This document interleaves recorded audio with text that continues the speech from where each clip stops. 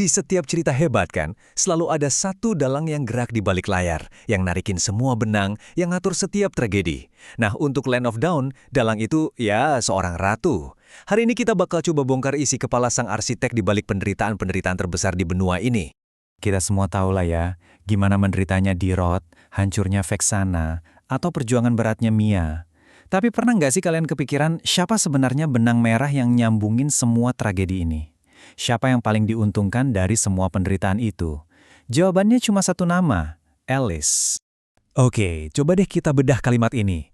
Ini ngejelasin semuanya loh. Abyss itu punya monster-monster kayak Thanos, yang kekuatannya brutal, nggak usah ditanya lagi. Tapi kekuatan doang kan nggak cukup, butuh arah, butuh strategi. Nah, Alice inilah otaknya. Dia itu sang manipulator ulung, ahli strategi yang bikin kekacauan jadi senjata andalannya. Terus, orang sejahat ini asalnya dari mana sih? Apa dia emang lahir jahat dari sananya? Ternyata enggak sama sekali. Kisah Alice itu bukan tentang tragedi yang menimpa dia, tapi justru tentang ambisi yang ngegrogotin jiwanya sampai habis. Jadi, ribuan tahun yang lalu dia itu cuma seorang bangsawan yang nggak pernah puas, haus kekuasaan, haus keabadian. Dia pun nekat bikin perjanjian sama Abyss, jual jiwanya buat dapetin dua hal, kecantikan abadi dan kekuatan sihir darah yang ngeri banget. Di momen inilah, sang bangsawan mati dan sesosok monster lahir. Nah, sekarang kita masuk ke bagian paling seru. Kita bakal lihat beberapa karya terbaik dari dia. Kita akan bongkar satu persatu. Anggap aja ini kayak kita lagi buka berkas-berkas kasus kejahatannya yang paling terkenal se-Land of Dawn. Kasus pertama, dan yang paling personal buat dia, Pangeran Diroth. Alice nyulik Diroth itu bukan buat dibunuh loh, itu terlalu simpel buat dia. Dia justru lihat ada potensi di dalam darah suci sang pangeran dan mutusin buat ngebentuk dia sesuai kemauannya. Jadi, buat Alice, Diroth itu bukan korban, tapi mahakarya terbesarnya, senjata sempurna dengan jiwa iblis.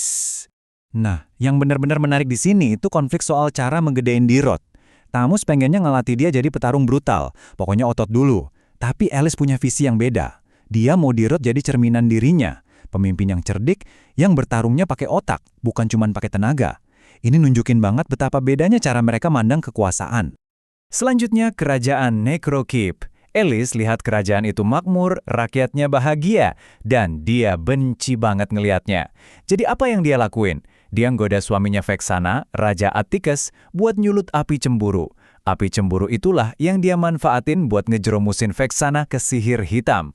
Dan dia cuma nonton sambil ketawa pas seluruh kerajaan itu berubah jadi kota mayat hidup. Para elf juga nggak luput dari kejahatannya. Alice mimpin invasi ke hutan suci mereka itu bukan buat naklukin, tapi buat panen. Dia mau nyerap energi kehidupan dari pohon suci mereka.